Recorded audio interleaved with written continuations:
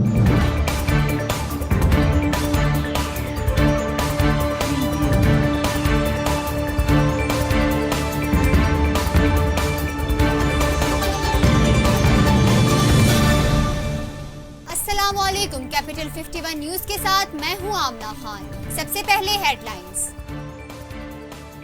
वज़ीर-ए-आज़म इमरान खान एक रोजा दौरे पर कोयटा पहुंच गए, जहां उन्होंने NHA के तहत तरक्कियाती मंसूबों का संगे बुनियाद रख दिया।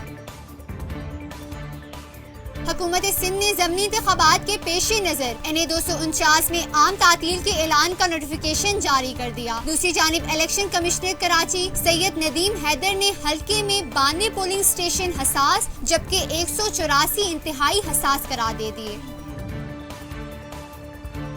पाकिस्तान तहरीक इंसाफ के रहनुमा फरूख हबीब को वजीर मुमलिकत बराए इत्तलाआत व नशरियात बना दिया गया। उन्होंने अपने बयान में बताया कि वजीर आज़म इमरान खान ने फरूख हबीब को वजीर मुमलिकत बराए इत्तलाआत व नशरियात मुकर्रर कर दिया। PDM और जमीयत उलामा इस्लाम के रहनुमा मौलाना फजल रहमान का कहना है कि रमजान के बाद हम पहले से बेहतर ताकत के साथ मैदान में होंगे। उन्होंने कहा कि हम जब तन्हा थे तब भी मुल्क की सियासत पर छाए हुए थे। अब भी अगर कोई इक्का दुक्का इधर उधर हो जाए तो परवाह नहीं करनी चाहिए। मुस्लिम लीग नून की नायब सदर मरियम नवाज का कहना है कि जस्टिस काजी फाइज ईसा इंशाअल्लाह चीफ जस्टिस बनेंगे। उनके खिलाफ साजिश की गई।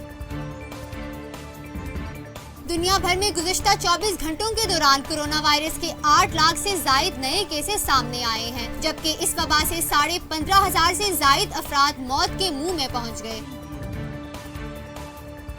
एशियाई तरक्कियाती बैंक के मुताबिक रवा साल पाकिस्तान की माशी शरह नमूद 2% तक रहने की तवक्को है और आइंदा साल पाकिस्तान की GDP 4% तक रहने का इम्कान है। पाकिस्तान टीम मैनेजमेंट ने जिम्बाब्वे के खिलाफ पहले टेस्ट में ज्यादा तजुर्बे न करने का फैसला किया है। जनूबी अफ्रीका से होम टेस्ट सीरीज जीतने वाली टीम में एक तब्दीली का इम्कान है।